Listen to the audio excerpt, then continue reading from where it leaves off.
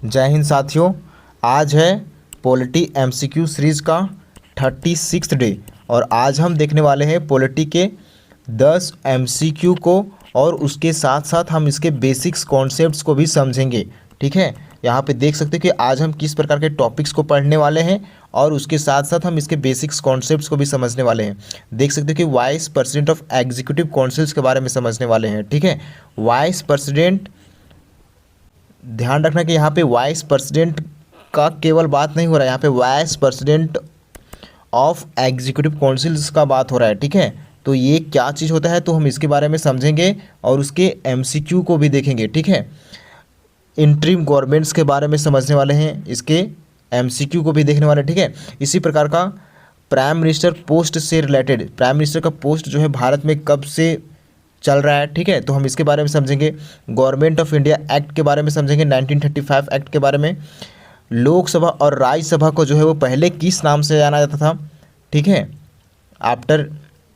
After independence जो है वो इसको लोकसभा और राज्यसभा से जाना जाने लगा है, लेकिन उससे पहले जो है वो क्या जाना जाता था। ठीक है, ऑल इंडिया फेडरेशंस के बारे में समझेंगे। इसी प्रकार से फोर्थ शेड्यूल्स के बारे में समझेंगे, पार्ट्स ऑफ कॉन्स्टिट्यूशंस के बारे में समझेंगे और 7th शेड्यूल 5th शेड्यूल्स के बारे में भी अच्छे से समझेंगे। ठीक है, सेंटर स्टेट्स पावर्स के बारे में समझेंगे, उसके एमसीक्यू को भी देखने वाले हैं। ठीक है, प्रियम्बल के बारे में समझेंगे, मेकर्स ऑफ द कॉन्स्टिट्यूशंस के बारे में समझेंगे और इसके हम एमसीक्यू सीरीज को भी देखने वाले हैं। ये सारे क्वेश्चंस जो है वो यूपीएससी में क्वेश्चंस पूछे गए हैं, तो इसको हम सरल भाषा में समझने का प्रयास करेंगे हम इस वीडियो में। तो हम यहाँ पे बेसिक्स कॉन्सेप्ट्स का अध्ययन करने वाले हैं, ध्यान रखना। ठीक है, अगर हो सके तो नोट्स बनाते जाना। इसका आज 36वां डे है। अगर आप लोग इससे पहले के सीरीज़ को नहीं देखे होंगे तो चैनल के प्लेलिस्ट में जाकर के सारे सीरीज़ को देख सकते हैं। अब हम देखते हैं आज के फर्स्ट क्वेश्चंस को। तो आज का फर्स्ट क्वेश्चन बताया जा रहा है, इन द इंटरिम गवर्नमेंट। ध्यान रखना, अभी इंटरिम गवर्नमेंट्स क्या होता है तो हम इसके बारे में बताएंगे। ठीक है, यहाँ पे पहले समझो कि interim governments formed in 1946 the vice president of executive council. अब इसके बारे में भी समझेंगे कि vice president of executive council का मतलब क्या होता है। ठीक है, वाइस प्रेसिडेंट तो आसान भाषा में समझ जाते हो कि वाइस प्रेसिडेंट, अभी का वाइस प्रेसिडेंट कौन है भारत का, सो बताओ। ठीक है, अभी का वाइस प्रेसिडेंट जो है वो कौन है, सो बताओ। हम vice president of executive councils के बारे में भी समझेंगे इस कॉन्सेप्ट्स को, और फिर इंटरिम गवर्नमेंट्स के बारे में भी समझेंगे। ठीक है, अब यहाँ पे ध्यान दो क्वेश्चंस के ऊपर कि in the interim governments form in 1946, जब इंटरिम गवर्नमेंट्स भारत में फॉर्म किया गया था 1946 में, the vice president of executive council, उस समय जो है ना vice president of executive council कौन था। ठीक है, तो उस समय vice president of executive council कौन था, ये हमारे यूपीएससी में पूछा गया है 1995 में क्वेश्चंस। ठीक है, तो ध्यान रखना उस समय का जो vice president of executive council थे वो पंडित जवाहरलाल नेहरू थे। ठीक है, अब ये क्या होता है तो समझो, इसका राइट आंसर हो जाएगा ऑप्शन नंबर ए। सबसे पहले समझो कि इंटरिम गवर्नमेंट्स जो है ना वो 1946 से लेकर के 1947 तक चला था। ठीक है, vice form after the cabinet mission plan, cabinet mission plan के बाद जो है वो इसको फॉर्म किया गया था। It was created to run the administration, तो इसको क्यों क्रिएट किया गया था, तो एडमिनिस्ट्रेशंस को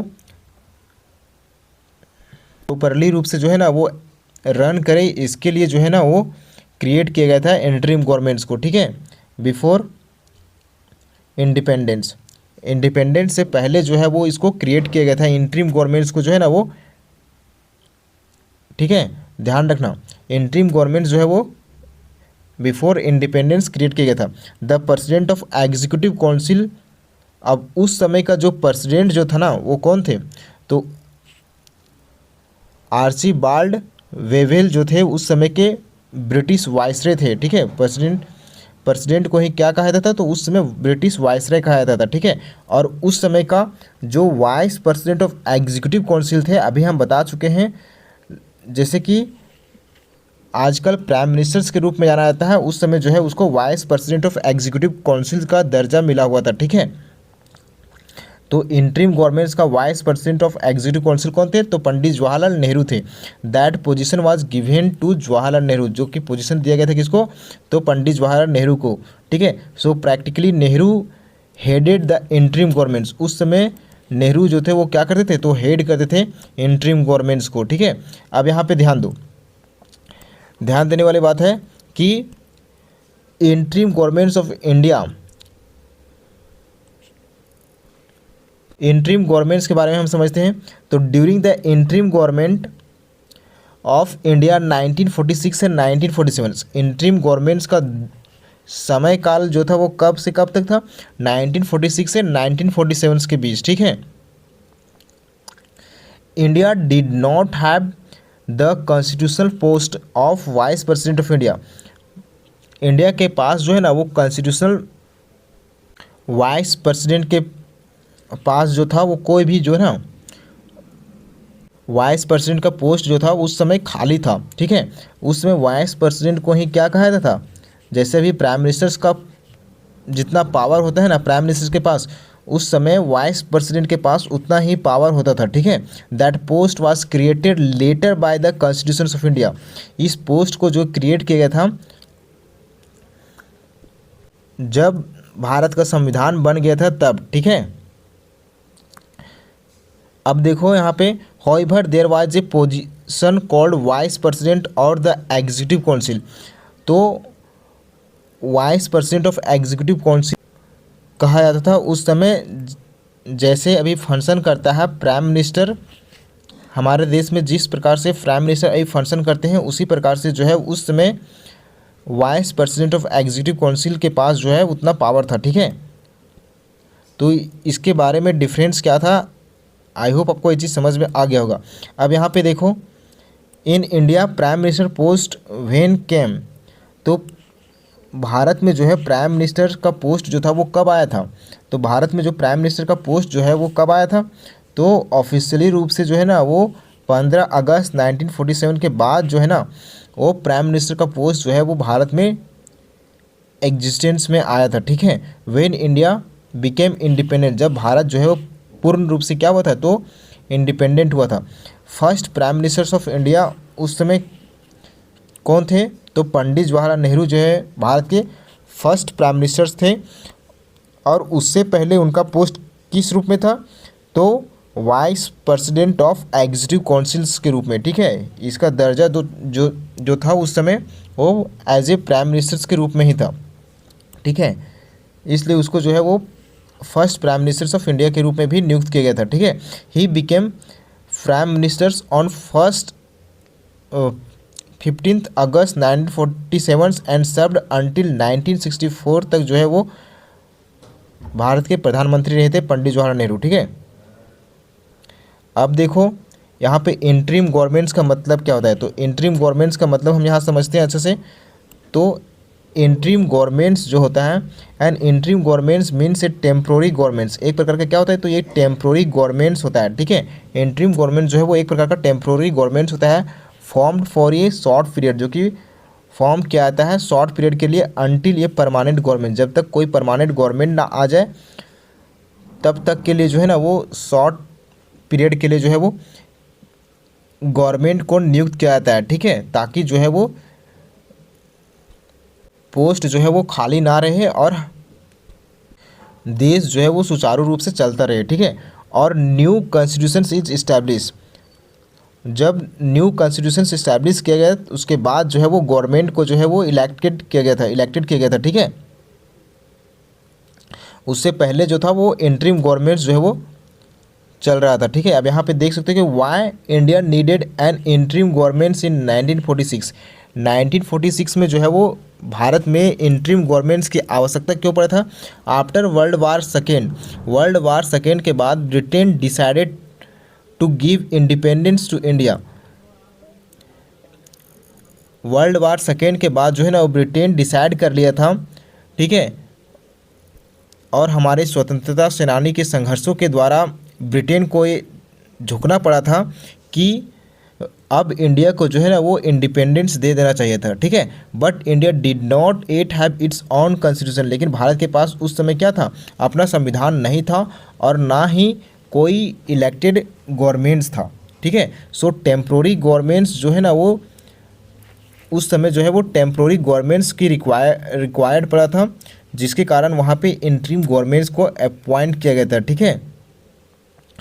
क्यों, तो ताकि रन हो सके, एडमिनिस्ट्रेशंस को मेंटेन हो सके, लॉ एंड ऑर्डर को prepare for transfer of powers, helping in making of the constitutions के लिए जो है वो इंटरिम गवर्नमेंट्स को बनाया गया था हमारे देश में 1946 में, ठीक है।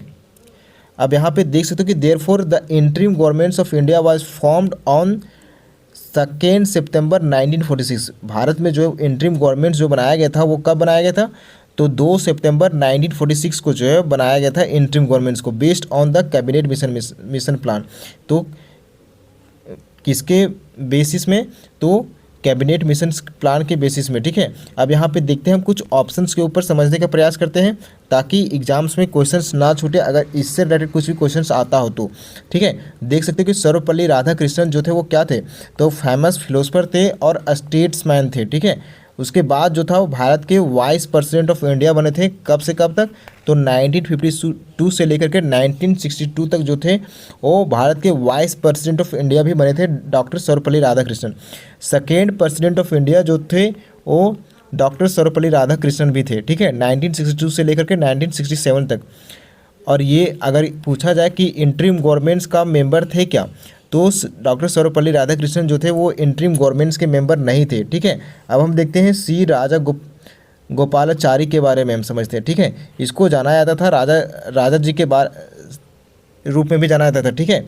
इम्पोर्टेंट जो इसका रोल था वो क्या था, तो गवर्नर जनरल ऑफ इंडिया रहे थे, कब से कब तक, तो 1948 से 1950 तक जो है वो गवर्नमेंट जनरल ऑफ इंडिया रहे थे, ठीक है। फाउंडर थे किसका, स्वतंत्रता पार्टी का जो थे वो फाउंडर थे सी राजा गोपालाचारी, ठीक है। ये vice president of executive council भी रहे हैं, ठीक है, 1946 नहीं रहे हैं, ठीक है, not vice president of executive council रहे हैं, ठीक है। अब यहाँ पे देख सकते हो कि डॉक्टर राजेंद्र प्रसाद के बारे में, तो ये क्या थे, तो मेंबर थे इंटरिम गवर्नमेंट्स के, किसके मेंबर थे, इंटरिम गवर्नमेंट्स के मेंबर थे, ठीक है। Held the food and agriculture portfolio, later उसके बाद जो था वो इसको बना दिया गया था, भारत के फर्स्ट प्रेसिडेंट बना दिया गया था 1950 से लेकर के 1962 तक, but not a vice president of executive council. तो ये भी क्या थे, तो vice president of executive council के मेंबर नहीं थे। तो vice president of executive councils के मेंबर कौन थे, ऑप्शंस में अगर हम देखें तो ऑप्शंस में अगर देखें तो vice president of executive council के मेंबर जो थे वो पंडित जवाहरलाल नेहरू थे उस समय, ठीक है। ये क्वेश्चन 1995 में पूछा गया था, तो इस ध्यान रखना इसमें से काफ़ी क्वेश्चन बन सकता है। अब हम देखते हैं आज के सेकेंड क्वेश्चन को, विच one of the following is not a feature of the government of India act 1935। कौन सा फीचर जो था, इसमें से कौन सा फीचर जो था, यहाँ पे अगर कोई टर्म दिया गया हो, अगर ना समझ में आ रहा हो तो हम वैसे बताने का प्रयास करेंगे सारे टर्म के बारे में भी, ठीक है। अगर कोई टर्म ना समझ में आए तो उसको कमेंट कर देना, ठीक है। सबसे पहले यहाँ ध्यान दो क्वेश्चंस के ऊपर, विच one of the following is not a feature of the government of India act 1935। कौन सा फीचर जो था गवर्नमेंट ऑफ इंडिया एक्ट 1935 में कौन सा फीचर नहीं था, ये यूपीएससी में क्वेश्चंस पूछा गया है 2000 में, ठीक है। तो कौन सा फीचर नहीं था, अभी हम इसका आंसर बता देते हैं, उसके बाद हम इसको समझाएंगे कि इसका मतलब क्या होता है, ठीक है। तो diarchy at the centre as well as in the provinces जो था, इसका फीचर जो था वो नहीं था उस समय गवर्नमेंट ऑफ इंडिया एक्ट 1935 में, ठीक है। तो ऑप्शन नंबर सी जो था, ए जो है वो उसका राइट आंसर हो जाएगा, ठीक है। यहाँ पे पहले यहाँ पे समझो ऑप्शंस में, गवर्नमेंट ऑफ इंडिया एक्ट जो था वो कब आया था, 1990 में, ठीक है। इसमें जो था वो डायरकी को इंट्रोड्यूस किया गया था, ठीक है। डायरकी मतलब जहाँ पे दो गवर्नमेंट्स, ठीक है, सेंटर और स्टेट के बीच जो गवर्नमेंट होता है ना, उसको हम क्या कहते हैं, डायरकी, यानी कि गवर्नमेंट्स का डिस्ट्रीब्यूशन ऑफ गवर्नमेंट हम कह सकते हैं, ठीक है, डायरकी मीन्स, ठीक है। अब यहाँ पे देखो, यहाँ पे ध्यान देने वाली बात है, यहाँ पे जो था वो डायरकी का सिस्टम था, लेकिन यहाँ पे देखो गवर्नमेंट ऑफ इंडिया एक्ट 1935 में जो था इसको रिमूव कर दिया गया था। Remove dyarchy from provinces. Provinces मतलब स्टेट्स होता है, ठीक है, जिसको हम अभी स्टेट बोलते हैं उसको प्रोविंस बोला जाता था पहले। And propose it at the centre, not implemented.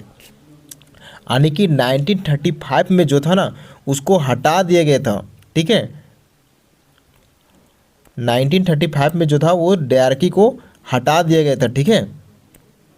अब यहाँ पे देखो तो उसका राइट आंसर क्या होगा, ये समझ में आ गया होगा। बिफोर,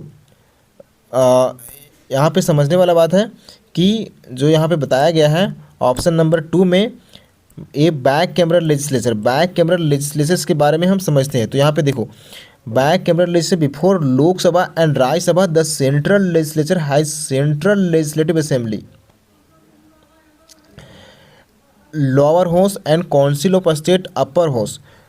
यानी कि अभी जिसे लोकसभा और राज्यसभा बोला जाता था उसको पहले क्या बोला जाता था, तो सेंट्रल लेजिस्लेटिव असेंबली बोला जाता था और काउंसिल ऑफ स्टेट बोला जाता था, ठीक है। कब, तो जब भारत में ब्रिटिश रूल था तब इसको बोला जाता था, ठीक है, जिसको अभी क्या बोला जाता है, तो लोकसभा और राज्यसभा बोला जाता था। इस बात को ध्यान रखना।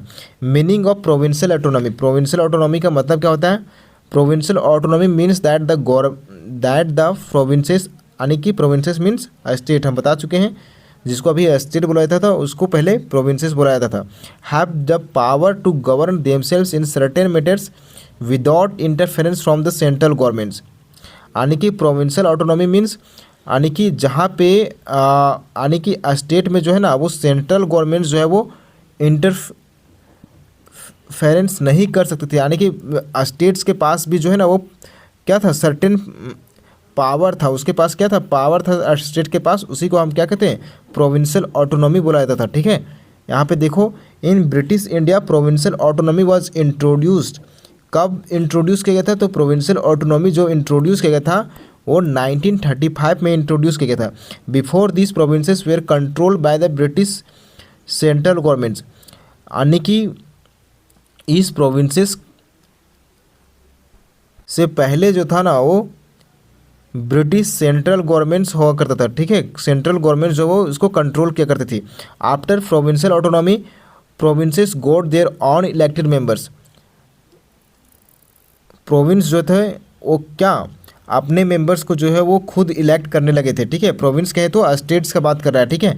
Ministers were responsible to the provincial legislature, और मिनिस्टर जो थे वो रिस्पॉन्सिबल हो गए थे किसके ऊपर, प्रोविंशियल लेजिस्लेचर्स के ऊपर। जैसे अभी क्या होता है, जैसे अभी काउंसिल ऑफ मिनिस्टर जो है वो रिस्पॉन्सिबल होते हैं किसके, तो लोकसभा के रिस्पॉन्सिबल होते हैं। उसी प्रकार से जो था वो उस समय के मिनिस्टर जो थे वो रिस्पॉन्सिबल हुआ करते थे किसके, तो प्रोविंशियल लेजिस्लेचर्स के रिस्पॉन्सिबल हुआ करते थे, ठीक है। आई होप आपको ये चीज़ समझ में आ गया होगा। यहाँ पे देख सकते हो कि इसका राइट आंसर क्या हो जाएगा, तो इसका राइट आंसर जो था ऑप्शन नंबर ए, ठीक है। यानी कि dyarchy at the centre as well as in the provinces जो है वो इसका राइट आंसर हो जाएगा, ठीक है। अब हम देखते हैं आज के थर्ड क्वेश्चन को। तो आज का थर्ड क्वेश्चन है, which one of the flowing statements correctly describe the fourth schedule of the constitution of India. यहाँ पे बताया जा रहा है कि इस स्टेटमेंट्स में कौन सा करेक्टली डिस्क्राइब किया गया है जो कि फोर्थ शेड्यूल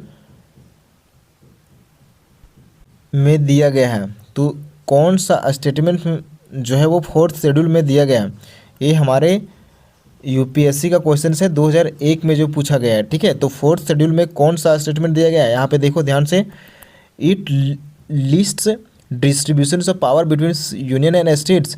क्या डिस्ट्रीब्यूशंस ऑफ पावर के बारे में जो है वो बताया गया है, यूनियन और स्टेट्स के बीच जो डिस्ट्रीब्यूशंस ऑफ पावर क्या आता है उसके बारे में बताया गया फोर्थ शेड्यूल में। It contains the languages listed in the constitutions. क्या इसमें लैंग्वेज के बारे में बताया गया है फोर्थ शेड्यूल में। It allocates seats in the council of states. क्या इसमें काउंसिल ऑफ स्टेट्स के सीट्स के बारे में बताया गया है, जो एलोकेट्स किया जाता है सीट्स को।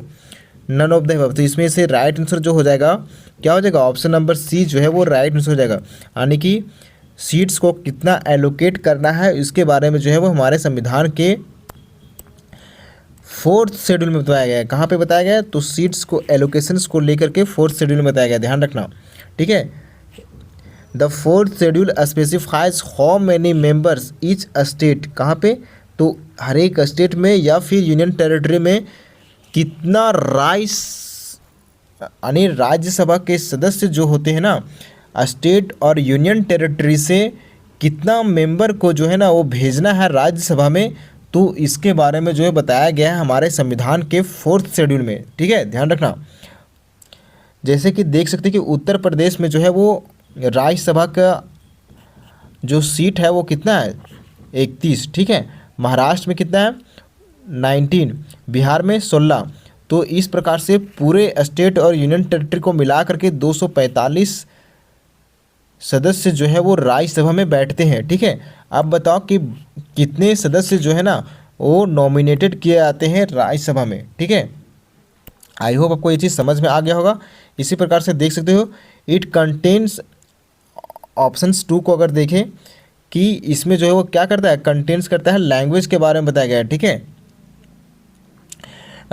लैंग्वेज के बारे में जो है वो हमारे संविधान के कहाँ बताया गया, तो हमारे संविधान के 8th शेड्यूल में बताया गया है लैंग्वेज के बारे में, जो हमारे ऑप्शंस में दिया गया था, ठीक है, ऑप्शन नंबर 2 में ऑफ द कॉन्स्टिट्यूशंस। करेंटली हमारे संविधान में जो है वो कितना ऑफिशियल लैंग्वेज है, तो 22 ऑफिशियल लैंग्वेज है। देख सकते हो कि किस प्रकार के लैंग्वेज जो है 22 ऑफिशियल लैंग्वेज जो है वो दिया गया है हमारे संविधान में, ठीक है। ऑफिशियल लैंग्वेज की बात करेगा कितना है, तो 22, जो कि हमारे संविधान के 8th शेड्यूल में बताया गया है, ठीक है। अब ध्यान दो, अब नेक्स्ट क्वेश्चन के ऊपर देखते हैं।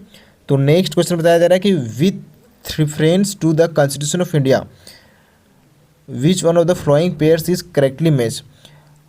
जो यहाँ पे पेयर्स दिया गया है उनमें से कौन सा ऑप्शन जो है वो करेक्टली मैच है, यानी दोनों पेयर जो है वो सही है, ठीक है। तो ये हमारे संविधान में हमारे यूपीएससी में पूछा गया है, कब, 2004 में, ठीक है। जैसे देख सकते हैं कि फॉरेस्ट जो है वो क्या कंकरेंट लिस्ट में डाला गया है, फॉरेस्ट कंकरेंट लिस्ट में है क्या, स्टॉक एक्सचेंज कंकरेंट लिस्ट में है, पोस्ट ऑफिस सेविंग बैंक्स ये यूनियन लिस्ट में है, पब्लिक हेल्थ स्टेट लिस्ट में है क्या।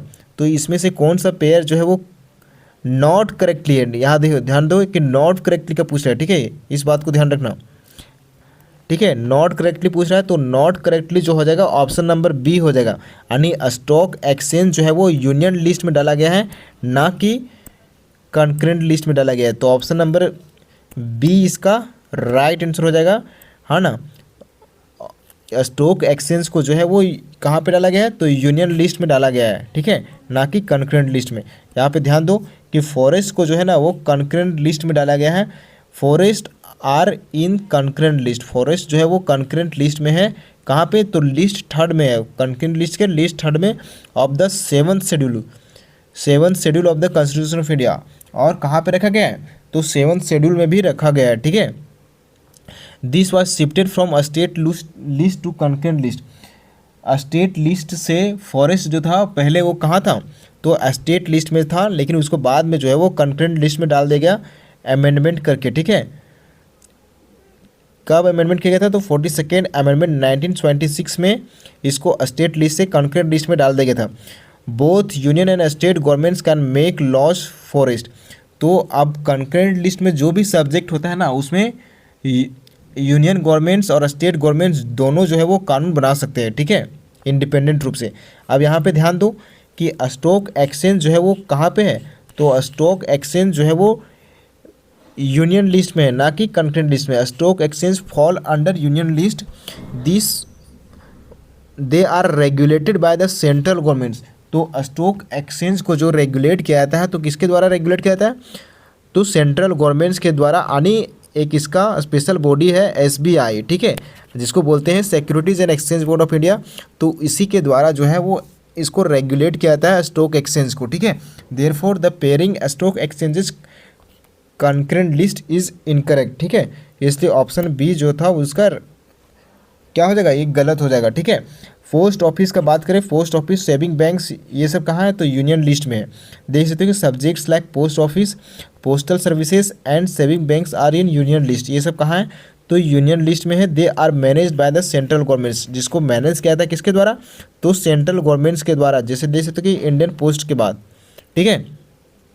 अब यहाँ पे इसी प्रकार से देख सकते हैं पब्लिक हेल्थ का बात करें, पब्लिक हेल्थ जो है वो कहाँ पे, तो स्टेट लिस्ट में है। Public health and sanitations are in state list, कहाँ पे, तो स्टेट लिस्ट में। State governments mainly handle hospital, sanitations, health services, जो कि स्टेट लिस्ट के अंदर आते हैं, ठीक है। अब हम देखते हैं नेक्स्ट क्वेश्चंस को। तो आप देखते हैं फिफ्थ क्वेश्चंस को। Consider the flowing statements about the constitution of India. यहाँ पे स्टेटमेंट दिया गया है, उसमें से कौन सा स्टेटमेंट जो है वो सही है, इसको चूज करो, ठीक है। तो constitution of India has 40 parts, क्या हमारे संविधान में 40 पार्ट्स हैं, 40 पार्ट्स हैं क्या संविधान में। There are 390 articles in the constitution of India, क्या भारत में जो संविधान बनाया गया है उसमें 390 आर्टिकल्स है क्या। 9th schedule, 10th schedule, 11th schedule और 12th शेड्यूल जो था वो ऐड किया गया था, added to the constitution by the constitutional amendment act, क्या कॉन्स्टिट्यूशनल अमेंडमेंट करके 9th, 10th, 11th और 12th शेड्यूल को ऐड किया गया हमारे संविधान में। तो इसका राइट आंसर जो हो जाएगा ऑप्शन नंबर सी, इसका राइट आंसर हो जाएगा, ठीक है। और ये सब जो है वो गलत हो जाएगा, इसका राइट आंसर नहीं हो जाएगा। तो ये हमारे देखो पूछा गया है यूपीएससी में 2005 में, ठीक है। तो ध्यान रखना इस क्वेश्चंस को। अब देखते हैं हम इसके ऑप्शंस के बारे में। ऑप्शंस में समझते हैं। The constitution of India has 40 parts, 40 parts है क्या, नहीं।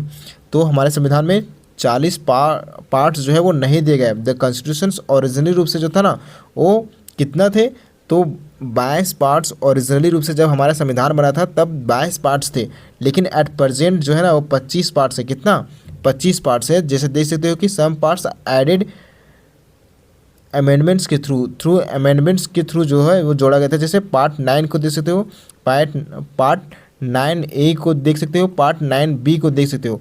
तो ये सब जो है वो अमेंडमेंट करके जोड़ा गया था। जैसे पार्ट 9 में जोड़ा गया था क्या, पंचायत को जोड़ा गया था। पार्ट 9A में जो जोड़ा गया था वो म्यूनिसिपैलिटीज़ को जोड़ा गया था। पार्ट 9B में जो जोड़ा गया था वो कोऑपरेटिव सोसाइटीज़ को जोड़ा गया था, ठीक है। तो इस प्रकार से ओरिजिनली रूप से 22 पार्ट्स थे, लेकिन अब 25 पार्ट्स हो गए हैं, ठीक है।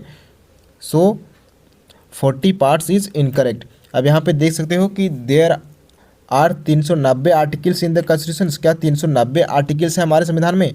When the constitution came into force, जब हमारे संविधान में, जब संविधान जो है वो बन के लागू हुआ 26 जनवरी 1950 को, तो उस समय जो था वो 395 आर्टिकल्स थे। कितना, 395 आर्टिकल्स और 22 पार्ट्स और 8 शेड्यूल जो थे वो हमारे संविधान में थे, ठीक है। ध्यान रखना इस चीज़ को।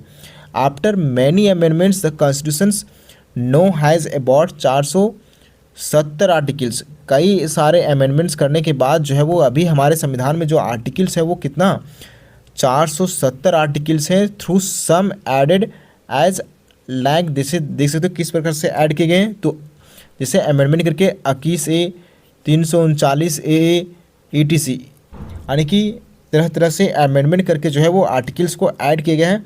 Therefore 390 articles is incorrect. अब यहाँ पे देख सकते हो कि 9, 10th, 11, 12th शेड्यूल जो थे वो क्या हमारे संविधान में अमेंडमेंट करके जोड़ा गया था। तो ओरिजिनली रूप से जो था वो 8 शेड्यूल थे हमारे, जब संविधान बना तो ओरिजिनल रूप से 8 शेड्यूल थे, लेकिन ये सब जो है वो अमेंडमेंट के थ्रू जोड़ा गया था। ये क्या हो जाएगा, इसका राइट आंसर हो जाएगा, ठीक है। अब हम देखते हैं नेक्स्ट क्वेश्चन को। तो नेक्स्ट क्वेश्चन है, which one of the following subject is under the union list in the 7th schedule of the constitution of India. तो कौन सा सब्जेक्ट्स जो है ना यूनियन लिस्ट में 7th शेड्यूल में रखा गया है, कौन सा सब्जेक्ट्स को 7th शेड्यूल में रखा गया है, ठीक है। यहाँ पे देखो ऑप्शंस में, ये यूपीएससी में पूछा गया है 2006 में। Regulations of labour and safety in mines in oil fields, agriculture, fisheries, public health. तो कौन सा इसका राइट आंसर हो जाएगा, इसका राइट आंसर जो हो जाएगा ऑप्शन नंबर ए, इसका राइट आंसर हो जाएगा, ठीक है। ध्यान रखना ये यूपीएससी में पूछा गया है, ठीक है।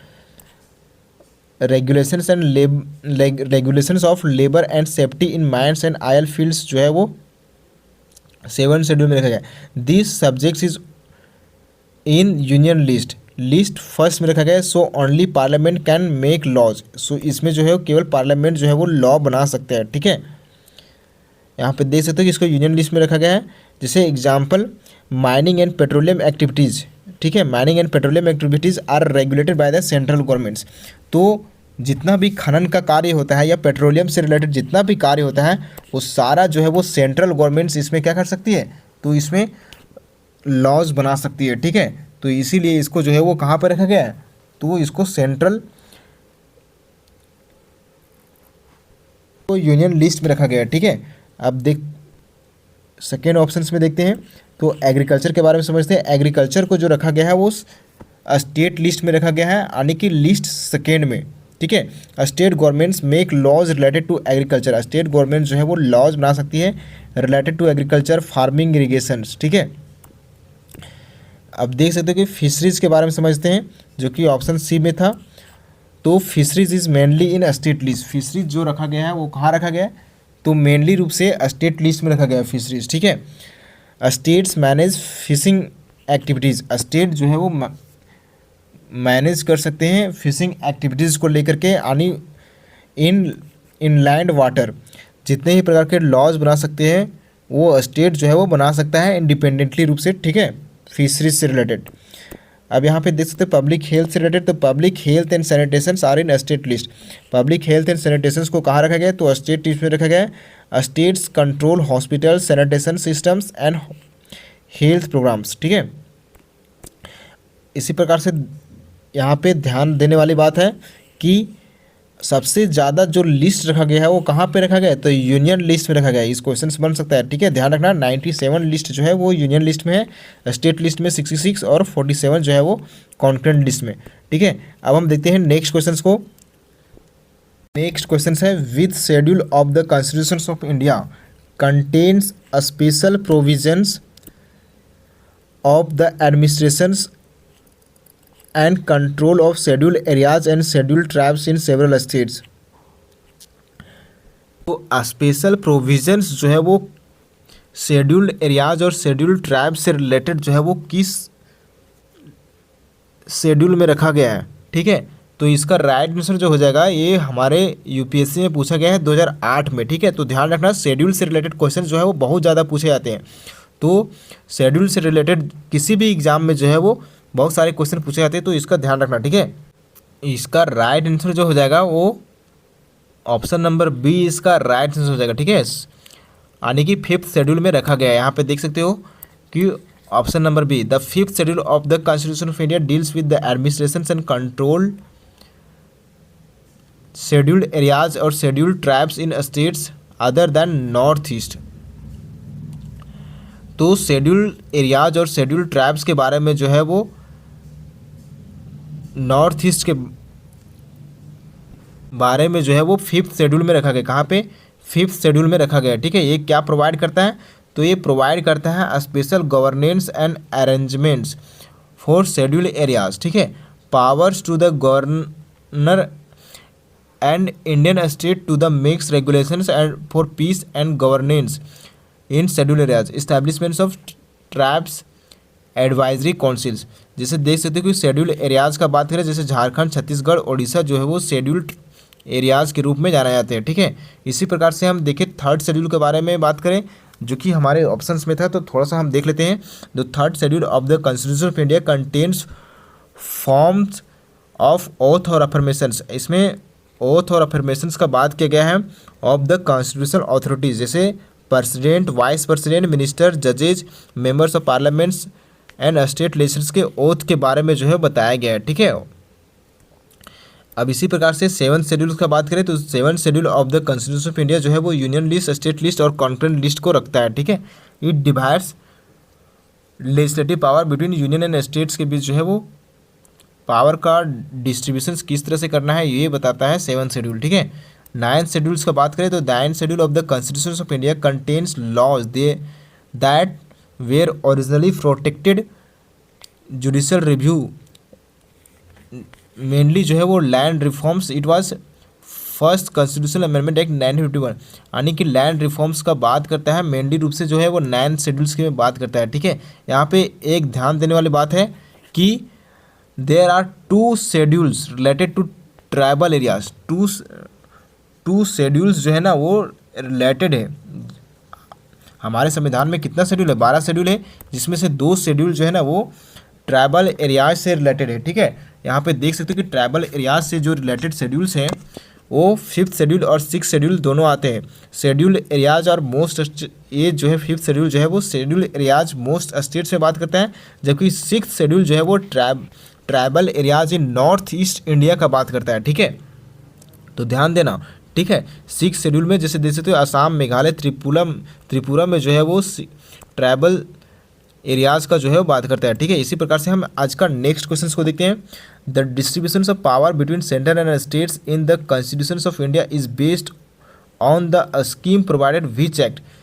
तो जो डिस्ट्रीब्यूशन ऑफ पावर जो है वो सेंटर और स्टेट्स के बीच वो पहले जो किस तरह से होता था, तो वो किस एक्ट में बताया गया था, पहले के बात कर रहा है। ठीक है, तो किस एक्ट में पहले बताया गया था?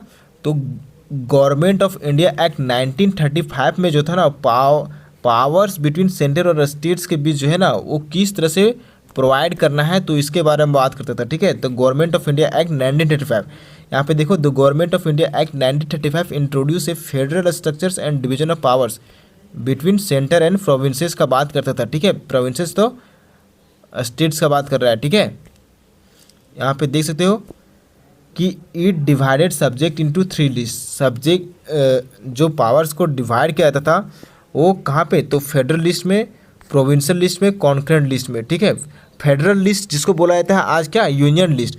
प्रोविंशियल लिस्ट जिसको आज स्टेट लिस्ट बोला जाता है, और कॉन्करेंट लिस्ट जिसको आज भी कॉन्करेंट लिस्ट ही बोला जाता है। ठीक है, this structure letter became the union list, state list और कॉन्करेंट लिस्ट, जिसको आजकल क्या बोला जाता है? तो यूनियन स्टेट और कॉन्करेंट लिस्ट बोला जाता है in the 7th schedule of the constitution of India. Therefore the Indian constitution borrowed the distribution of power system from the government of India act. इस प्रकार से जो कॉन्स्टिट्यूशन में डिस्ट्रीब्यूशन ऑफ पावर सिस्टम जो है वो कहाँ से लिया गया है? अगर ऐसा क्वेश्चन पूछ दे, अगर ऐसा ऑप्शन रहा गवर्नमेंट ऑफ इंडिया एक्ट 1935 लगाना, लेकिन यहाँ पे ध्यान देना, लेकिन अगर ऐसा क्वेश्चन रहा government of India act related ना रहा यहाँ पे, ठीक है, यानी कि डिस्ट्रीब्यूशन ऑफ पावर लिख दे। ठीक है, डिस्ट्रीब्यूशन ऑफ पावर लिख दे क्वेश्चंस में, और ऑप्शंस में लिख दे कंट्री का नाम। ठीक है, कंट्री का नाम अगर लिख दे तो ध्यान देना कि कनाडा से जो है ना वो बोरो किया गया है, कनाडा से जो है बोरो किया गया है डिस्ट्रीब्यूशन ऑफ पावर्स को। ठीक है, अगर कंट्री का नाम लिखे तो यहाँ पे कनाडा लगाना। ठीक है, जबकि अगर डिस्ट्रीब्यूशन ऑफ पावर एक्ट का बात करें, अगर एक्ट का बात करें तो यहाँ पे लगाना गवर्नमेंट ऑफ इंडिया एक्ट 1935। ठीक है, अब यहाँ पे देखते हैं हम नेक्स्ट क्वेश्चन को। तो आज का नेक्स्ट क्वेश्चन है, which one of the following objective is not embodied in the preamble to the constitution of India. कौन सा ऑब्जेक्टिव जो है ना वो नहीं दिया गया है, कौन सा जो ऑब्जेक्ट प्रियम्बल में जो है वो नहीं दिया गया है? तो क्या लिबर्टी ऑफ थॉट दिया गया है, economic liberty, liberty of expression, liberty of believe? तो कौन सा जो है वो नहीं दिया गया है? तो इकोनॉमिक लिबर्टी जो है वो हमारे प्रियम्बल जो है वो बात नहीं करता है। ये यूपीएससी में पूछा गया है 2017 में। ठीक है, ध्यान देना। यहाँ पे देखो, the preamble of the constitution of India guarantees liberty. जो प्रियम्बल जो प्रोवाइड करता है लिबर्टी का बात करें तो किस प्रकार से? तो 5 प्रकार का लिबर्टी जो है हमारा प्रियम्बल जो है प्रोवाइड करता है। Thought, expression, belief, faith, worship जो है वो हमारा प्रियम्बल जो है वो प्रोवाइड करता है। ठीक है, अगर पूछ दे how many types of liberty in the preamble तो 5 लिखेगा। ठीक है, however economic liberty is not specifically mention in the preamble. Economic liberty जो है वो मेंशन नहीं किया गया है कहाँ पे? प्रियम्बल में। अब यहाँ पे देखते हैं आज का लास्ट क्वेश्चन को। तो लास्ट क्वेश्चन जो है the mind of the makers of the constitution of India is reflected in which of the flowing. यानी कि भारत के संविधान निर्माताओं की सोच निम्नलिखित में से किसमें परिलक्षित होती है? तो किसमें परिलक्षित होती है? फंडामेंटल राइट्स में, directive principles of state policy में, डायरेक्टिव फंडामेंटल ड्यूटीज़ में, या प्रियम्बल में? तो ये यूपीएससी में पूछा गया है 2017 में। ठीक है, तो ध्यान देना 2017 में पूछा गया, यानी हाल फिलहाल ही। तो प्रियम्बल में जो है ना वो मेकर्स ऑफ द कॉन्स्टिट्यूशंस के जो आइडियाज़ है, जो माइंड के बारे में जो है वो रिफ्लेक्ट करता है, ठीक है। यहाँ पे देखो ऑप्शन नंबर ए जो है वो इसका राइट आंसर हो जाएगा। The preamble of the constitution of India reflects, तो क्या रिफ्लेक्ट करता है प्रियम्बल में, तो देखो फिलोसफी, आइडियल्स, ऑब्जेक्टिव्स जो है वो कॉन्स्टिट्यूशन मेकर्स का जो किस प्रकार का आइडियाज़ जो थे ना वो कहाँ पे दिखाता है, तो हमारे प्रियम्बल में जो है वो दिखाता है, ठीक है। उनकी थॉट्स जो है वो किस प्रकार का था भारत का संविधान बनाने को लेकर के, ठीक है। यहाँ पे देखो द प्रियम्बल जो है, preamble contains core ideals of the constitution of India. जैसे जस्टिस का बात करें तो हमारे प्रियम्बल में किस प्रकार के जस्टिस का बात करता है, सोशल, इकोनॉमिक, पॉलिटिकल जस्टिस का बात करता है, ठीक है। लिबर्टी का बात करें तो thought, expression, belief, faith, worships का बात करता है। इक्वालिटी का बात करें तो स्टेटस एंड अपॉर्चुनिटी की बात करता है। फ्रेटर्निटी की बात करें तो यूनिटी एंड डिग्निटी की बात करता है। तो दिस रिफ्लेक्ट्स करता है that vision and philosophy of the framers, जो हमारे संविधान बना रहे थे उसके ये विजन्स को क्या करता है, तो ये रिफ्लेक्ट करता है, ठीक है। तो आज का क्वेश्चंस इतना ही था और आई होप आपको ये चीज़ समझ में आया होगा, ठीक है। Thank you, take care, bye bye.